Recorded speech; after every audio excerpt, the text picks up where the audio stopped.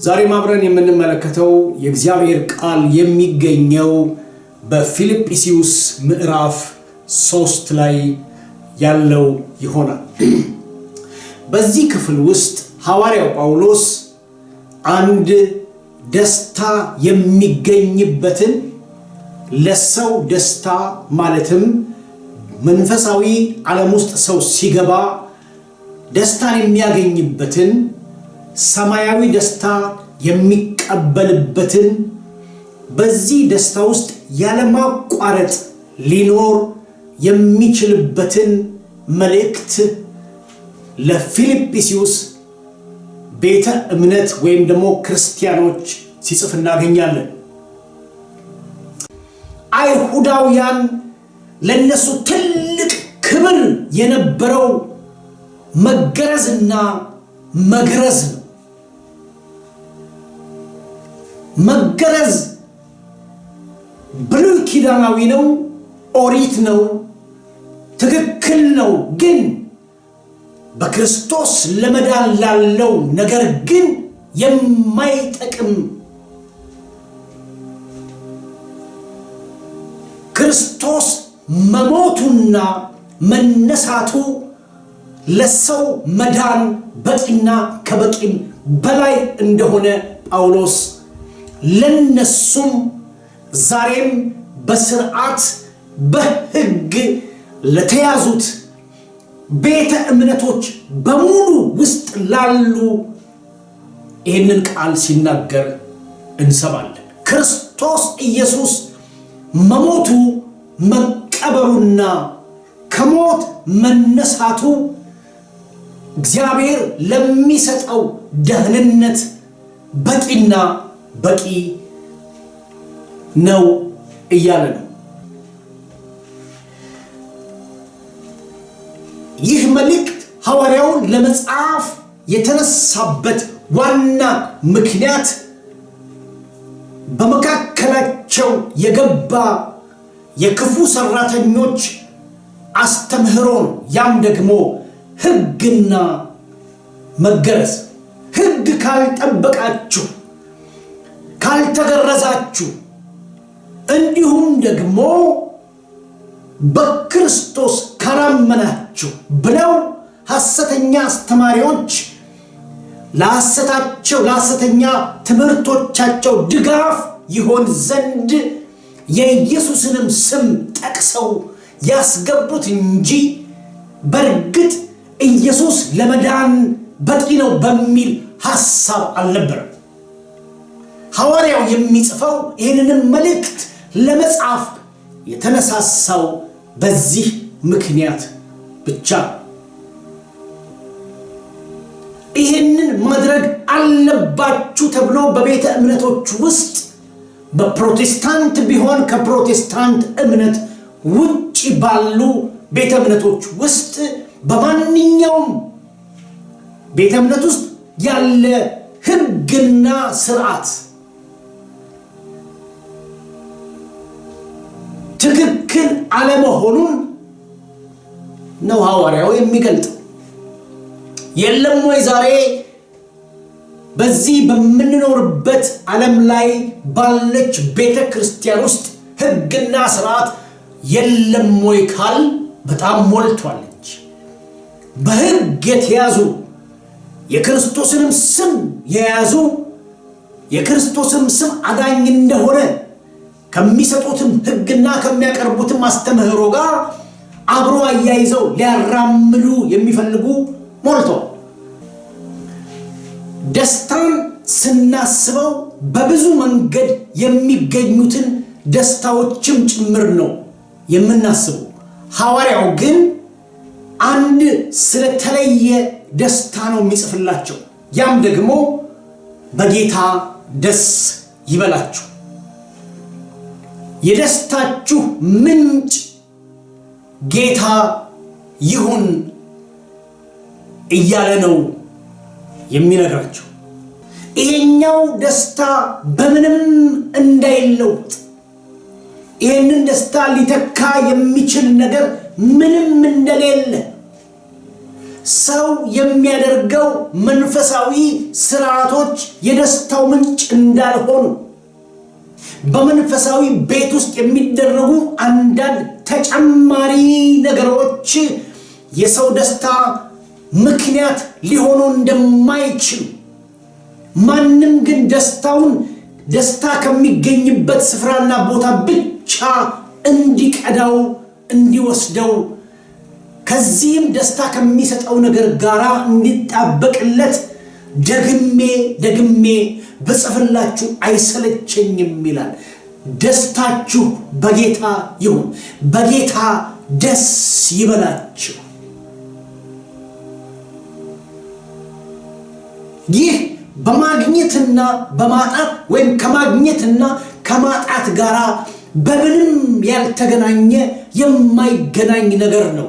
ሐዋርያው የሚለው በየትኛውም አይነት ሁኔታ ውስጥ ብትሆኑ ይህንን በአይምሯችሁ እንድትይዙ፣ በዚህ አይምሯችሁ መንፈሳችሁ ነፍሳችሁ እንዲደሰትና እንዲታደስ የሚል መልእክት ነው ያለው።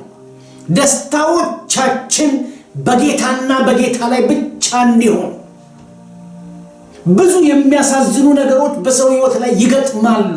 ሰውን የሚያሳዝኑ ነገሮች ይመጣሉ፣ አስተምህሮም ጭምር። ደስታ ሊገኝ የሚችልባቸው ነገሮች በጣም በዝተዋል። ሰው መርጦ ሊደሰት የሚችልበት ነገር አለው። ሐዋርያው እሱም ብቻ ሳይሆን ትኩረትን አድርጎ የሚናገረው አስተምህሮ ላይ ነው። ምናልባትም በዚህ ዘመን ስለ ብልጽግና ወንጌል የነካካ ይመስላል። ተጠበቁ፣ በመካከላችሁ የተቀመጡ ሕግን የሚያስተምሩ መገረዝን የሚያስተምሩ ክፉ ሰራተኞች። ለካ መንፈሳዊ ዓለም ላይ መልካም ሰራተኞችና ክፉ ሰራተኞች የሚባሉ አሉ። ክፉ ሰራተኞች ብሎ ጳውሎስ ያላቸው የክርስቶስን ስም ወስደው በነገሮቻቸው ላይ ሽፋን የሰጡትን ክፉ ሰራተኞች ነው የሚላቸው። ሕግ አምጥተው የሚፈልጉትን የእግዚአብሔር ቃል በሚፈልጉ መንገድ ወስደው አበጃጅተው የሚያቀርቡትን ክፉ ሰራተኞች ክፋታቸውን ሲገልጥ ነው የምናየው። ትምህርቶቻቸው የክርስቶስን ስም ብቻ ከፊት ያሳየ፣ ነገር ግን ውስጡ ክፋት ያለበት እንደሆነ ጠቋሚ ነው። ዛሬም የምንመለከተው የክርስቶስን ስም ሰዎች ከፊት አድርገው ከጀርባ ያለው ጉድ ግን ከክርስቶስ የሚለይ ከደህንነት የሚያርቅ የክርስቶስን ትንሣኤ የሚያሳንስ ከትክክለኛው ደስታ የሚያርቅ እንደሆነ የሚጠቁም ቃል ነው። ስለዚህ ማስጠንቀቂያና ማሳሰቢያም ጭምር ነው። ስሙን ነው የተጠቀሙት እንጂ ሰራተኞቹ ክፉ ሰራተኞች ናቸው። በዚህ ዘመን የለም ወይ ብለን ብናነሳ ሞልቷል እንጂ። ምናልባትም ሕግና ይህንን መገረዝ የሚባለውን ነገር ጌታ ተፈጸመ በሚል ቃል ፈጽሞ ውጫዊውን መገረዝ ወደ ውስጥ የቀየረ እንደሆነ የሚያመለክት ቃል ነው። ጳውሎስ መገረዝ ውጫዊውን ነው የተቃወመው እንጂ በውስጥ መገረዝን በጣም ደጋፊ ነው። ከሐሰተኛ መገረዝ ነው የሚለው። ይህንን ብሉይ ኪዳን ያመጣውን በስጋ መቆረጥን፣ ሸለፈትን ማስወገድን ሐሰተኛ ይለዋል። ለምን? ይህ ጥላ የነበረው በአካል ተተክቶ በሰው ውስጥ የሚደረገውን የልብ መገረዝ ስላደረገው ማለት ነው። እውነተኛውን መገረዝ ታዲያ ጳውሎስ ምን ብሎ ያስቀምጣል? ቃሉን ሄደን ብናነብ እንደዚህ እናገኛለን። ቁጥር 3 ላይ እኛ በመንፈስ እግዚአብሔርን የምናመልክ በክርስቶስ ኢየሱስም የምንመካ በስጋም የማንታመን እኛ የተገረዝን ነን ነው። ውጫዊ የሆነ መገረዝን አይደለም የሚናገረው።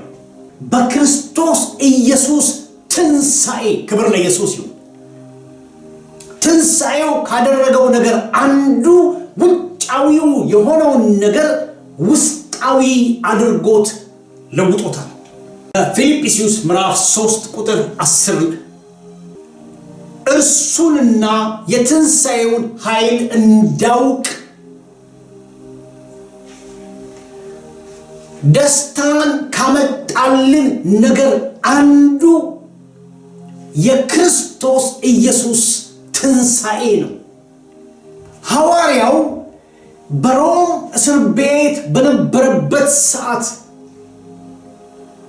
እጅግ አስቸጋሪ ሁኔታ ውስጥ በተቀመጠበት ጊዜ ከደጁ ዓለም ተቆርጦ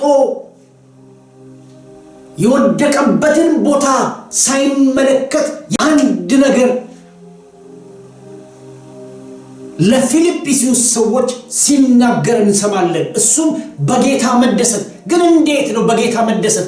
በጌታ መደሰት ማለት ምን ማለት ነው? ይህንን በጌታ መደሰትን የሚሰጠው ነገር ምንድነው ብሎ ሲል ደግሞ የሐዋርያው ስብከት አንድ ነው። እሱም የፊልጵስዩስ መልእክት ምዕራፍ 3 ቁጥር 10 ነው።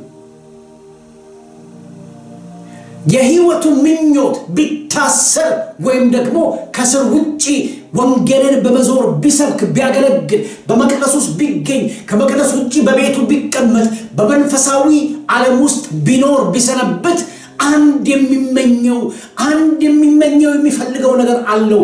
እሱም ቁጥር 10 እርሱንና የትንሣኤውን ኃይል ትንሣኤ ስለሚባለው ነገር ተናግሮ የማይጨርስ አስቦ የማይጨርስ የሱ መንፈሳዊ ነገር ሁሉ ከትንሣኤ ጋር የታሰረ እንደሆነ መዳኑ ከትንሣኤ ጋር የታሰረ እንደሆነ እግዚአብሔርን ማምለኩ ከትንሣኤ ጋር የታሰረ እንደሆነ በጌታ መቆየቱ መሰንበቱ በጌታ የሚገኘው ደስታ ከትንሣኤ ጋር የታሰረ እንደሆነ ሲነግራቸው እንሰማለን። ስለዚህ በጌታ ደስ ይበላችሁ የሚለውን ወስዶ የሚያገናኘው እሱንና ትንሣኤውን የትንሣኤውን ኃይል እንዳውቅ ትንሣኤ የተደረገበትን ኃይል ያም የእግዚአብሔር መንፈስ ልጁ ክርስቶስ ኢየሱስን ያስነሳበት ኃይል ዛሬ በኔ ሕይወት እንዴት ይሰራል? ዛሬ በኔ ሕይወት እንዴት ያደርጋል? ዛሬ በኔ ሁሉ መጀመሪያና መጨረሻው ትንሣኤ እንደሆነ ሲናገር ለፊልጵስዩስ ሰዎች በጌታ ደስ ይበላችሁ ይላል። ስለዚህ ዛሬ የምናከብረው ይህ የትንሣኤ በዓል የደስታችን ሁሉ ምንጭ ነው። በጌታ ደስ ይበላችሁ። ለምን? ኢየሱስ ክርስቶስ ሞትን ድል አድርጎ ተነስቷልና። በጌታ ደስ ይበላችሁ። ለምን? ሞት በሕይወት ተሸንፏልና። በጌታ ደስ ይበላችሁ። ለምን? ክርስቶስ ኢየሱስ ተነስቷልና።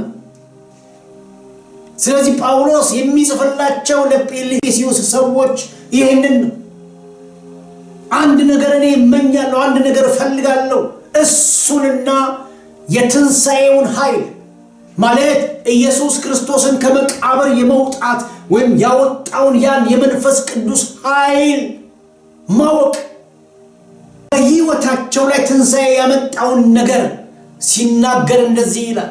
እኛ ትንሣኤ ምን አይነት ለውጥ እንዳመጣ የትንሣኤው ኃይል ለውጥ እንዴት እንዳመጣ ኢየሱስ በመነሳቱ ትንሣኤ በመሆኑ እንዴት ለውጥ እንደመጣ ትንሣኤ ከሰጠው ነገር አንዱ ከብሉይ ኪዳን አላቆ አዲሱን ኪዳን እንደሰጣቸው ብሉይ ኪዳን ሕግን መጠበቅ ትክክል ነው፣ መገረዝ ትክክል ነው። ግን ዛሬ እግዚአብሔር በልጁ በክርስቶስ ኢየሱስ ትንሣኤ በመስጠቱ የተደረጉትን መንፈሳዊ ለውጦችን ሲነግራቸው እንሰማለን። ያም በፊልጵስዩስ ምዕራፍ 3 ቁጥር 3 ላይ እኛ በመንፈስ እግዚአብሔርን የምናመልክ ትንሣኤውንና እሱንና ትንሣኤውን የትንሣኤውንም ኃይል ማወቅ እንዲሁም ስለዚህ አንድ ሽግግር እንዳደረገው ወይም ደግሞ የትንሣኤው ኃይል ለውጥን እንዳመጣ የትንሣኤው ኃይል የመንፈሳዊ ሕይወት አቅጣጫ እንደለወጠ የትንሣኤው ኃይል በሕይወቱ ላይ ያመጣውን ለውጥ እንደዚህ ብሎ ያስቀምጠዋል። በሥጋ እናመልክም አለ።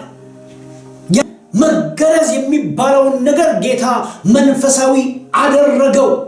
ያም ደግሞ እኛ በመንፈስ እግዚአብሔርን የምናመልክ በክርስቶስ መነሳት በትንሣኤ ካገኘናቸው ነገሮች አንዱ ሐዋርያው የሚነግረው እሱን ነው። ትንሣኤ ማክበርን ብቻ ሳይሆን በትንሣኤ ለኛ የሆነልን ነገር እግዚአብሔርን በመንፈስ ማምለክን ሰጠን። ደግሜ ብጽፍ አይሰለቸኝም። ምን በጌታ ደስ ይበላችሁ። ይሄ ጌታ ማን ነው? ትንሣኤ ያደረገ ይሄ ጌታ ማን ነው? በመንፈስ ቅዱስ ኃይል ሞትን ድል አድርጎ የወጣ እሱም ክርስቶስ ኢየሱስ ተነስቷል ብለን የምንለው ይህ ጌታ ምን ሰጠን? በመንፈስ ማምለክን ሰጠን። ትንሣኤ ያስገኘልን እሱ ነው።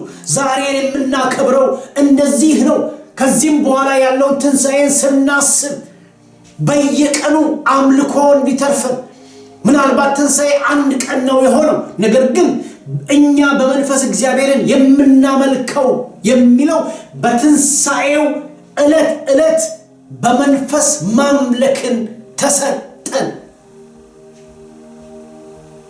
አንድ ጊዜ በተደረገ ትንሣኤ በ365 ቀን አንድ ቀን የሚከበረው የሚታሰበው ትንሣኤ መንፈሳዊ ሕይወታችንን ለወጠው። ምን አድርጎ? እኛ በመንፈስ እግዚአብሔርን የምናመልክ አንደኛ። ሁለተኛ በአንድ ጊዜ በተደረገ ትንሣኤ ሐዋርያው እንደሚናገረው በፊልጵስዩስ 3:10 ላይ እሱንና የትንሣኤውን ኃይል እንዳቅ እሱንና የትንሣኤውን ኃይል ማወቁ የመጀመሪያው ከሰጠው ነገር አንዱ ስጋዊ ከሆነ አምልኮ አውጥቶ መንፈሳዊ የሆነ አምልኮን ሰጥቶናል። ሁለተኛ በክርስቶስ ኢየሱስ የምንመካ የአይሁድ አስተማሪዎች ወደ ፊልጵስዩስ ቤተ መቅደስ ውስጥ ገብተው ሕግና መገረዝን ማክበር ያስፈልጋቸዋል። ለምን ሲባል ለደህንነት የሚለውን ጳውሎስ ትምህርቶቻቸውን ሲያፈርስ እንደዚህ አለ። በክርስቶስ ኢየሱስ የምንመካ በሌላ አባባል እሱም በግርዘት ውስጥ ያለ ከዚሁ እነሱ ከሚያስተምሩበት ማህበረሰብ የወጣ ለሕግ የኖረ ለሕግ የሞተ የነበረ እንደነበረ አሁን ግን የሚመካበት ነገር በላዩ ላይ ውጫዊ በሆነው በተደረገበት መገረዝ ሳይሆን ውስጣዊ መገረዝን ባመጣለት በትንሣኤው ኃይል በክርስቶስ መመካት። በክርስቶስ ነው የምንመካው። ትምክትን ሁሉ ያጠፋ አንዳች ትምክት እንዳይኖር ያደረገ ሕግን ሰው የሚመካበትን እስካሁን ድረስ አጥፍቶ በክርስቶስ እንድንመካ አደረገ። በጌታ ደስ ይበላችሁ። በምን? በትንሣኤ ደስ ይበላችሁ። እንዴት? የደስታችሁ ምንጭ በትንሣኤ ተከናውኗልና። በሥጋ የማንታመን እኛ የተገረዝንንና ትምህርት ምናልባት ጳውሎስ በውጭም በውስጥ አሁን መገረዝ የሚባለውን ነገር ለእግዚአብሔር መለየት የሚባለውን ነገር ጌታ በትንሣኤ ውስጣዊ አድርጎታል። የአይሁድ አስተምህሮ የነበረው አንድ ጊዜ ሰውን መግረዝ ነው። አንድ ጊዜ ከተገረዘስ በኋላ ምንም የለም። ነገር ግን አሁን ደስታ ሊሰጥ የሚችለው ነገር ብሎ ጳውሎስ በፊልጵስዩስ ምዕራፍ 3:1 ላይ የጻፈውን በጌታ ደስ ይበላችሁ የሚለው በመገረዝ የሚሆን በትንሣኤ ተደርጎ የመጣው ይህ ውስጣዊ መገረዝ የደስታችሁ ምንጭ ነውና በጌታ ደስ ይበላችሁ። በትንሣኤ ደስ ይበላችሁ። ለምን? ትንሣኤ ውጫዊውን መገረዝ አጥፍቶ ውስጣዊ መገረዝ ሰጥቶናል። እሱን እያለን ትንሣኤው አንዴ በመሆኑ ኢየሱስ አንዴ ከሞት በመነሳቱ ውጫዊ የነበረውን ትምክት ውስጣዊ አደረገው። ውጫዊ የነበረውን ግርዛት ውስጣዊ አደረገው። ውጫዊ የነበረውን ደስታ ውስጣዊ አደረገው። በውጭ እንመካበት የነበረውን ይህንን ለኛ በጣም ኩራት የነበረውን ነገር ውስጣዊ አደረገው ሲል በሶስተኛ ደረጃ ምን ብሎ ተናገረ? በስጋ የማንታመን እኛ የተገረዝን። ይህ በክርስቶስ ኢየሱስ ትንሣኤ ወደኛ የቀረበው ወደ ሁላችንም ዕለት በጌታ መደሰትን የሚሰጠንን ነገር ውስጣዊ ያደረገው እሱም ውስጣዊ መገረዝን ነው። ሐዋርያው የሚያስተምረው ለፊልጵስዩስ ሰዎች እሱም ነው። ሐዋርያው የሚለው ውጫዊ የሆነውን ነገር ሰብስቦ ትንሣኤ ውስጣዊ አደረገው፣ በውስጥ ጨመረው። ይህ ደግሞ ደስታ በአንድ ነገር ብቻ እንዲሆን እሱም በጌታ ደስ ይበላችሁ። ክብር ለኢየሱስ ይሁን። እዚህ ላይ የምናገኛቸው የፊልጵስዩስ ምዕራፍ 3 ላይ የምናገኛቸው የሐዋርያው ጳውሎስ መልእክት ተጠቅልሎ ውስጣዊ የሆነው በፊልጵስዩስ 3:10 ነው። በትንሣኤ ነው። ትንሣኤ የክርስትና ሕይወት መሰረት ነው። የደህንነት መሰረት ነው። አጥብቀን ትንሣኤ ልናስበው። አንዴ የተደረገ ትንሣኤ ሁል ቀን እንዲሰራ በመንፈስ ወደ ማምለክ በክርስቶስ ወደ መመካት ውስጣዊ የሆነ መገረዝን ማግኘት